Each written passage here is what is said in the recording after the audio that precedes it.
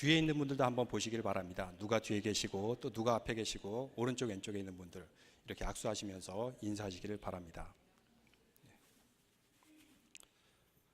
어느 설교자가 설교의 대미를 장식하고 있었습니다. 그가 아주 격앙된 목소리로 저에게 지구상의 모든 맥주가 주어진다면 강 속으로 다 던져버릴 것입니다. 그러자 모두가 아멘 합니다. 이에 한층 더 고양된 목소리로 이렇게 말합니다. 저에게 지구상의 모든 와인이 주어진다면 이것을 모두 다 강 속으로 던져버리겠습니다. 그러자 또 아멘 합니다. 마지막으로 지구상에 있는 모든 위스키가 저에게 주어진다면 이것 또한 다 강으로 던져버리겠습니다. 그러니까 할렐루야 하면서 아주 예배 분위기가 아주 뜨거워졌습니다. 이제 설교자가 자리에 앉자 성가 지도자가 다 내어더니 이렇게 말합니다. 다 함께 결단의 찬송으로 찬송가 365장 부르겠습니다. 그 강에서 우리 다시 만나리. 이렇게 오늘은 저와 여러분이 주님의 잔을 나누는 시간을 갖겠습니다. 지난 4월 때 제가 성만찬에 대해서 정말 핵심과 엑기스만 모아서 열심히 설교를 했는데 그 후로 새로 오신 분들이 저는 항상 숫자를 말할 땐 보수적으로 얘기해요. 최소한 한 30명 이상은 되시는 것 같아요. 그렇다고 또 그때 했던 설교를 또 다시 할 수는 없고 오늘 본문이 마침 성만찬 설교이기 때문에 우리가 또 조금은 다른 각도에서 성만찬에 대해서 말씀을 드리려고 합니다. 오늘 말씀에 보면은 성만찬의 기원이 무엇인지 말씀하고 있는데 여러분 12절 말씀 한번 같이 읽겠습니다. 마가복음 14장 12절입니다. 성경 보시면서 함께 읽겠습니다. 무교절의 첫날 곧 유월절 양 잡는 날에 제자들이 예수께 여짜오되 우리가 어디로 가서 선생님께서 유월절 음식을 잡수시게 준비하시기를 원하시나이까. 예수님께서 성만찬을 제정하신 날이 언제예요? 무교절, 유월절 첫날. 유월절과 무교절은 겹치는 날짜인데 여러분 유월절이 무슨 날이라고요? 영어로는 패스오버라고 하는데 그들이 이집트에서 노예로 있다가 해방된 것을 기념하는 날이 유월절입니다. 그 유월절 날 급하게 이집트를 탈출해야 됐기 때문에 빵을 이렇게 이스트를 넣어서 구울 시간이 없어요. 빵을 바로 바짝 구워서 먹어야 됐기 때문에 무교병을 먹었다 해서 무교절이다라고 얘기하고 있습니다. 우리에게는 이 유월절이 어떤 날과 제일 비슷할까요? 8.15 해방절과 비슷하지 않겠습니까? 우리도 또한 일제의 압제로부터 구출받은 날이 바로 8.15 해방절입니다. 이스라엘 백성들이 이집트에서 430년간 노예 생활을 할 때 그들의 부르짖음을 듣고 하나님께서 드디어 그들을 구출해 주십니다. 그런데 이집트의 왕 파라오가 순순히 놔줬을까요? 이집트의 그 거대한 피라미드, 그 거대한 신전들, 스핑커스 이것을 짓느라고 수많은 노예들이 필요했는데 갑자기 사라진 것을 결코 원하지를 않았습니다. 그래서 안 된다, 못 간다, 막습니다. 그러자 첫 번째 내린 재앙이 무엇입니까? 무엇이죠? 강이 핏빛으로 완전히 변하게 됩니다. 왜 처음에 강을 핏빛으로 변하게 됐을까요? 이집트란 나라는 별로 이렇게 비가 내리지 않는데도 불구하고 항상 풍요롭습니다. 그 이유는 나일강이 그곳을 흐르게 되는데 나일강이 항상 흐르면서 비옥한 옥토를 가져와줘요. 그래서 사막 같은 나라임에도 불구하고 그 나일강을 중심으로 반경 수킬로까지는 굉장히 푸르른 지역이 됩니다. 농사도 아주 잘 돼요. 이 나일강을 그들은 신으로 섬겼습니다. 이시스, 오리시스 하는 그런 신들의 이야기가 있는데 그들이 우상 숭배했던 것이 나일강이에요. 근데 그 나일강이 완전히 핏빛으로 변해버립니다. 그들의 우상을 파괴한 것입니다. 피 다음에 무엇이죠? 예? 그래요, 맞습니다. 개구리. 개구리가 사방에서 올라오는 것입니다. 여러분 이것이 왜 재앙일까요? 여러분 이런 비슷한 경험을 해본 적이 있지 않습니까? 저는 예전에 강원도 화천에 살 때였는데 이렇게 차로 가면 지금 이맘때쯤 되면 이 논들을 지나게 되는데 이 강원도 화천인데도 아스팔트는 잘 뚫려 있어요. 근데 이맘때쯤 되면은 개구리들이 수백 마리가 아스팔트로 다 기어 올라옵니다. 그러면 차로 얘네들을 피하고 싶어도 피할 수가 없어요. 그럼 어떻게 될까요? 수백 마리를 그냥 수시로 사람들이 밟고 지나가요. 참 끔찍하죠. 밟고 지나가면 펑펑 하면서 이렇게 소리가들이 이렇게 나게 돼요. 아, 이제 개구리들은 다 씨가 말랐겠구나 했는데도 그 다음 해가 되어도 또 수백 마리가 올라오고 또 수백 마리가 올라오고 그럼 펑펑 하면서 소리가 나는 그 길을 달려야 됐어요. 얼마나 많은지 한두 마리 정도는 제가 사는 그쪽까지 이렇게 집까지 이렇게 한두 마리 정도는 올라오기 마련입니다. 이집트에 개구리의 재앙이 내렸습니다. 개구리가 그냥 수백 마리, 수천 마리가 그냥 한 지역에 몰려다니까 어떻게 됐을까요? 걸어가다가 밟으면은 펑 소리 나고, 앉으면은 개구리가 있어서 또 펑 소리 나고, 또 음식을 해가지고 딱 열어봤는데 개구리가 푹 삶아져가지고 있고, 얼마나 이거 끔찍하고 옆에서 볼 때는 웃기고 재미있지만 본인들은 얼마나 끔찍한 그런 재앙입니까? 그 다음에 무슨 재앙이죠? 이들이 들끓고, 악독이 들끓고, 흑암이 들끓고, 이래도 안 놔주는 것입니다. 이렇게 끝까지 붙들고 있다가 드디어 최후의 방법을 쓰게 됩니다. 그것이 무엇이죠? 장자의 죽음을 일으키게 됩니다. 장자의 죽음을 일으키게 되는데 하나님께서 말씀하시기를 너희 집에 양을 죽여서 그 피를 양쪽 문설주에 바르면은 죽음의 신이 넘어가겠다. 이렇게 말씀하십니다. 그래서 이스라엘 백성들은 양을 죽여서 그 고기를 먹으면서 피를 문의 양설주에 바르게 되었으니 죽음의 신이 넘어가게 되는데, 그렇지 않은 집들은 다 죽음의 통곡으로 완전히 변하게 됩니다.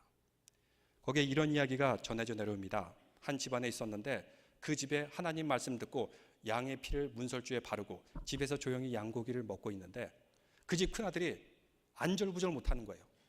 막 밖에서는 죽음으로 통곡이 이루어지고 스산하고 음진한 분위기 속에서 이러다 나도 죽는 게 아닌가 하면서 벌벌 떨고 있습니다. 어머니가 이렇게 이야기합니다. 얘야, 뭐 그렇게 두렵냐? 양의 피가 발려져 있으면은 결코 죽음의 신이 우리에게 찾아오지 않을 것이다. 다 넘어갈 것이야. 패스오버 할 거야. 그런데도 그 아들은 믿지를 않는 겁니다. 의심을 하기 때문에 계속 초조해하고 불안하면서 그 다음날 아침까지 어떻게 됐을까요? 죽었을까요? 살았을까요? 다 살아났죠. 아마 눈은 팅팅 부어서 다크서클 생기면서 그냥 초췌한 모습으로 살아남긴 했을 것입니다. 우리도 마찬가지입니다. 그 십자가의 구원 아래 있을 때, 어린 양의 피가 대신 주님의 십자가의 구원 아래에만 있기만 하면 살 수가 있어요. 근데 여기서 나가는 순간 악한 마귀와 사탄이 팍 채갑니다. 그리고 어디다 던질까요? 지옥에다 던져버립니다. 이 안에 있으면 우리는 살 수 있고 이 안에 있으면 안전한데 이 밖을 떠나가게 되면 악한 사탄 마귀의 밥이 된다는 것입니다. 이 장자의 죽음 그 이후에 그 다음에 이집트 파라오도 완전히 다 포기하게 돼요. 그래, 너희들 마음대로 하거라. 근데 우리하고도 연상되는 그런 역사가 있지 않습니까? 2차 대전이 일어났을 때 일본은 가미가제 특공대를 내서서 죽기까지 항전을 합니다. 끝까지 버팁니다. 지독하게 버텨요. 근데 결정적인 사건이 있었어요. 한 일주일 전인가 2주일 전이 바로 히로시마 나가사키 원자폭탄의 72주년인가요? 76주년 이렇게 되는 것 같은데, 그때 원자폭탄이 떨어지고 나니까 그제서야 일본도 두 손 두 발 다 들고 항복. 그들의 희생 20만 명 정도가 죽었다고 합니다. 근데 그 20만 명 정도가 순식간에 사라졌는데 그 20만 명 정도의 사람들은 사실은 일본 사람들이 그 아시아와 동남아시아를 다니면서 죽였던 사람 수하고 비슷하다라고 하는 그런 이야기도 들은 적이 있습니다. 만약 그런 일이 없었다면 끝까지 항전하다가 조선 땅만 더욱더 피폐해지다가 앞으로 어떻게 됐을지 그거는 아무도 장담할 수 없습니다. 그 큰 희생을 치르고 나서 드디어 한국 땅은 해방을 맞이하게 되었습니다. 우리하고도 아주 비슷한 연상이 되는 그런 역사가 있습니다. 그 유월절에는 어떻게 합니까? 제사장이 사람들이 이렇게 어린 양을 가져오게 될 때 그 양을 가지고 먼저 흠이 있는지 없는지 살펴보게 됩니다. 왜 그럴까요? 제사장의 역할이란 무엇이냐면 사람들이 이렇게 하나님 앞에 나올 때 초대해 주는 역할을 하게 됩니다. 그 어린 양이 흠이 있거나 뭔가 상하고 있다면 이것은 제사로 쓰일 수가 없어요. 그런데 그 어린 양이 흠이 없을 때 또 가져오는 그 짐승들의 특징이 있는데 들에서 잡아오거나 어디 산에서 잡아온 그런 사슴이나 양이나 염소 이런 짐승이 아니에요. 꼭 자기 집에서 키운 짐승이라만 제사를 드릴 수 있습니다. 여러분 왜 그런 차이가 날까요? 들짐승이 아니라 자기 집에서 어릴 때부터 흠이 없도록 점이 없도록 잘 키운 짐승만 제사 드리게 할까요? 거기엔 이유가 있습니다. 저 산에서 들에서 잡아온 짐승 죽여도 아무 감정이입이 들지 않아요. 근데 자기가 애지중지 키웠어요. 앞으로 제사를 지내기 위해서 이 흠이 없도록 아주 잘 키운 그런 양과 염소, 이런 것은 목이 잘리고 피가 흘리고 죽어나갈 때 자신의 아픔으로 아주 깊이 생각하게 됩니다. 내가 저렇게 죽어야 될 죄인인데, 사실은 내가 저렇게 심판받아야 되는데 저 양이 고생하면서 죽어가면서 희생을 하는구나. 감정이입이 드는 거죠.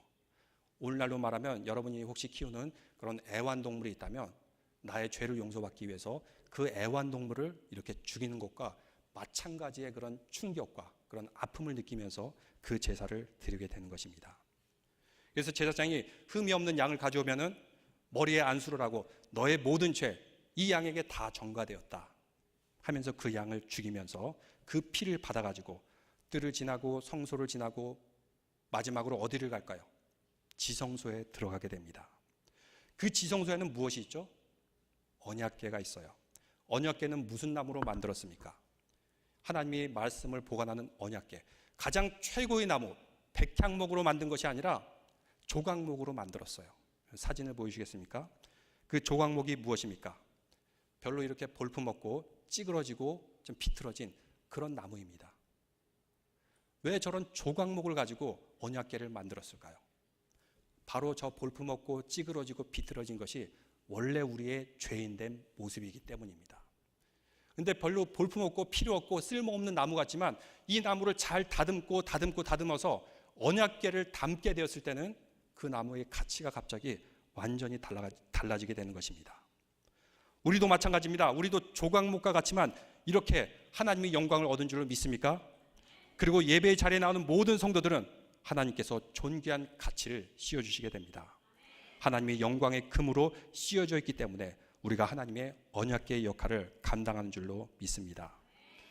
그리고 저 조각목으로 이제 언약궤를 만들었는데 그 위에다 이제 금을 씌우게 됩니다. 그 다음 사진 보여주게 됩니까? 그러면 저게 언약궤가 조각목으로 만들어진 줄 알까요? 모를까요? 모를 정도로 아주 소중하고 가치가 갑자기 급등하게 되는 것이에요. 그래서 신앙이 믿는 사람들은 그 존귀한 가치, 왜 존귀할까요? 예수님께서 십자가에 희생하셨기 때문에, 하나님께서 자기 아들을 희생시킬 만큼 우리 한 사람 한 사람이 매우 소중하다는 것을 저 언약궤를 통해서 우리에게 말씀해주고 있습니다. 하나님의 영광이 덧입혀졌을 때는 비틀어지고 찌그러진 아카시아 나무지만 저렇게 화려하고 아름다운 금으로 덧입혀지는 우리의 모습, 이것을 주님께서는 보여주고 계시는 것입니다. 그 위에 피를 뿌립니다. 이것은 우리를 의롭다 하기 위해서 주님께서 피를 뿌리게 만드신 것입니다.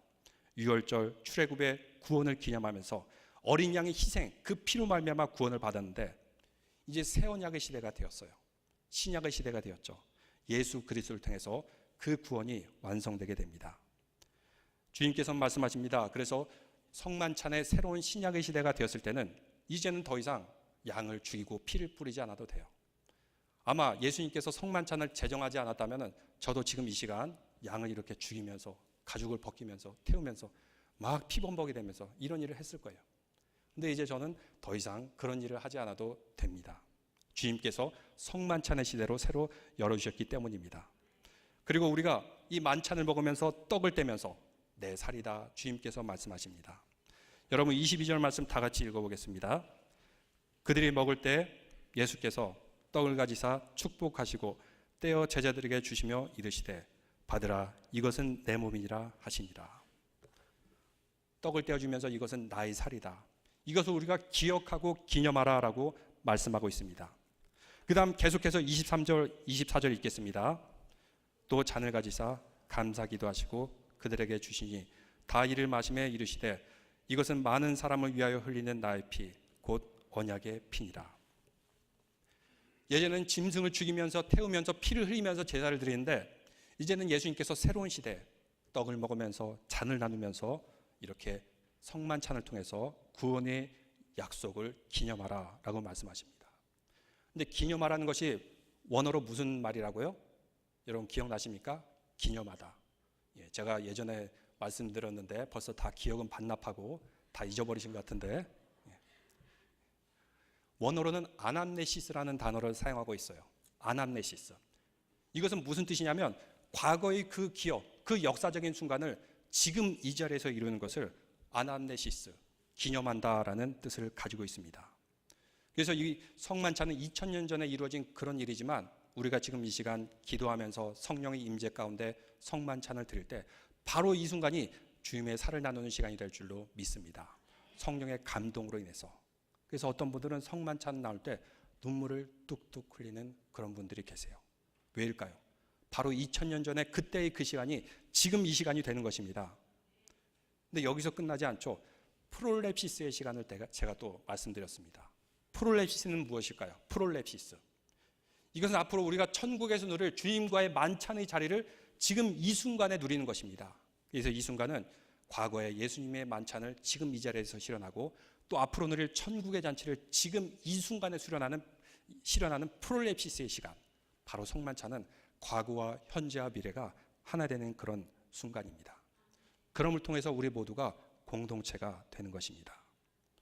2010년 칠레에서 대지진이 있었습니다.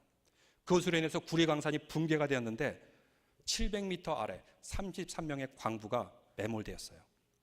처음엔 다 죽은 줄 알았습니다. 그래도 끝까지 사람들이 포기하지 않고 가느다란 구멍, 이게 잘못 뚫었다가는 완전히 매몰되니까 가느다란 구멍을 뚫어서 17일 만에 그 밑바닥까지 닿았는데 그 33명의 광부들이 다 살아 있었던 거예요. 그간 무슨 일이 있었을까? 그들에게는 오래된 썩은 물과 우유 그리고 조그만 식량밖에 없었어요. 그런데 그들은 그 가운데서 33명이 누구도 더 갖고 더 적게 갖는 것이 아니라 똑같이 아주 조금씩 식량을 나누면서 그 17일간의 생존으로 버텼던 것입니다. 우리가 나누는 성만찬도 이렇게 조그만 그런 떡과 잔이지만 바로 그와 같이 하나의 공동체가 되고 하나의 나눔의 시간이 이 시간 이루어지게 됩니다. 그러면서 그들이 그 가운데 얼마나 버텼는지 압니까? 69일 동안에 살아남았어요. 조그만 관을 뚫었기 때문에 보내줄 수 있는 것이 아주 한계가 있었습니다. 그렇지만 그 33명은 정말 모두가 다 공동체 의식을 갖고 모두 다 조금씩 음식을 나누면서 69일 동안 살아났던 아주 놀라운 기적적인 일이 있었습니다. 그들은 모두 크리스찬이었습니다. 기도하였고 하나님의 도우심을 받았고 또한 그 가운데 정말 성만찬을 드리듯 예배를 드리듯 그 조그만 음식을 가지고 감사하면서 나누었고 바로 우리의 성만찬의 자리도 우리 공동체 가운데 하나님의 은혜와 또 하나님의 공동체성이 이 자리에 실현될 줄로 믿습니다. 내 생애의 마지막 저녁이라는 책이 있습니다. 거기에 보니까 이런 이야기가 있는데 내 생애의 마지막 저녁. 거기에는 호스피스 병동에서 일하는 요리사의 이야기가 쓰여져 있습니다. 여러분 호스피스가 어떤 곳이죠? 임종을 앞둔 사람이 그곳에서 마지막 임종을 보내는 곳이에요. 거기에는 특별한 요리사가 있는데 마지막 죽음을 앞둔 환자에게 요리를 해주는 그 전문 요리사가 있어요. 묻습니다. 당신의 마지막 만찬을 해드리려고 합니다. 무엇을 먹고 싶습니까? 여러분이라면 무엇이 먹고 싶겠습니까? 이제 이것을 먹고 내가 이제 죽게 된다면 마지막으로 먹고 싶어하는 그 음식이 무엇일까요? 나중에 여러분 소그룹 할 때도 이제 오프닝으로 이렇게 질문하면서 얘기하는 것도 좋을 겁니다. 왜 그럴까요? 마지막 먹고 싶은 그 음식은 화려한 음식이 아니었습니다. 비싼 음식이 아니었습니다. 자기에게 가장 좋은 기억을 줬던 그런 음식들, 어머니가 해줬던 것, 사랑하는 사람들과 나눴던 그런 음식들, 이런 음식, 기억과 관련된 음식을 먹었다는 것입니다. 이런 것을 원했다는 것입니다. 바로 성만찬도 예수님의 최후의 만찬을 우리가 기억하면서 계속해서 영원히 먹게 됩니다. 진정으로 우리를 구원해 주시고 사랑하는 주님과 나눴던 그 만찬, 지금 이 시간에 우리는 계속해서 나누는 줄 믿습니다. 그런데 그 가운데 최후의 만찬을 하면서 예수님께서 말씀하십니다. 너희 중에 나를 팔 자가 있으리라 할 때 제자들이 깜짝 놀라는 그런 장면이 있어요. 바로 그 장면을 재현한 게 제가 지난번에 말씀드린 최후의 만찬이라는 그림이죠. 한번 보여주시겠습니까? 원본은 굉장히 훼손되는데 저거는 이제 좀 덧칠하고 자세히 보여준 겁니다. 서로 누구입니까? 누가 예수님을 팝니까? 하는 웅성웅성한 장면을 다빈치가 캐치하면서 그렸어요. 여러분 저 가운데 유다를 찾을 수 있습니까? 유다가 어디 있죠? 예. 이 사람이 유다죠. 왜 유다인 줄 알 수 있을까요? 손에 전대를 쥐고 있어요. 그리고 베드로가 저 칼로 가지고 나중에 말구의 귀를 자를 텐데 화가 나가지고 그냥 그 사람이 누구입니까 하면서 벌떡 일어섰을 때 그만 유다를 옆구리를 꾹 찌르게 돼요. 유다가 깜짝 놀라면서 앞에 소금 그릇이 엎질러져 있죠. 그리고 전대를 지고 있는 저 모습들. 그럼 예수님께서 왜 유다에게 그런 말씀을 하셨을까요?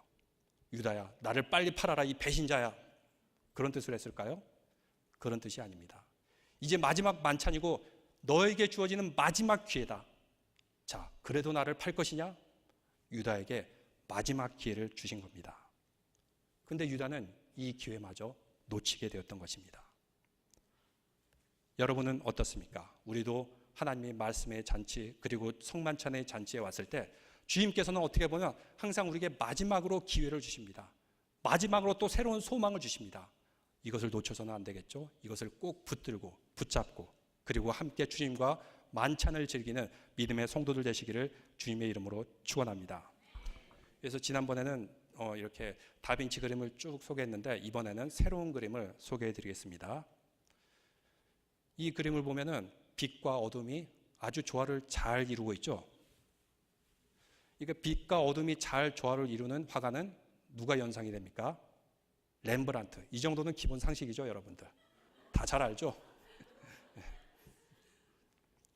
근데 그 렘브란트의 제자 중에 마하스라는 그런 화가가 있는데 바로 마하스가 그린 그림이 저 그림입니다. 저 여인이 앞에 음식을 놓고 기도를 하고 있죠. 여러분 저 기도 소리를 들을 수 있습니까? 무엇에 대한 기도일까요? 음식에 대한 감사의 기도입니다. 그녀의 옷은 화려하지 않습니다. 테이블도 단 하나밖에 없어요. 한 사람밖에 먹을 수 없는 테이블입니다. 저 여인이 어떤 상태임을 짐작할 수 있겠죠.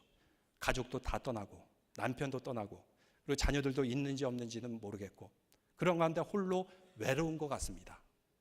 이렇게 조촐하게 식사를 나누고 있지만 저 여인이 외로워 보입니까? 외롭지 않아요. 왜 외롭지 않을까요? 하나님과 깊은 교제를 나누기 때문입니다. 그리고 저 여인은 결코 혼자가 아니라는 것을 알 수 있는 것이 제가 이렇게 표시해 드렸는데 램프와 성경 말씀이 펼쳐져 있습니다. 그래서 단지 음식만 먹는 것뿐만 아니라 저 여인은 하나님의 말씀의 양식에 항상 감동되며 살아가는 여인이라는 것을 알 수 있어요.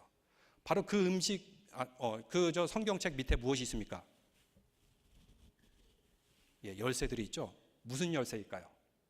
저 여인에게는 천국의 열쇠가 주어져 있습니다.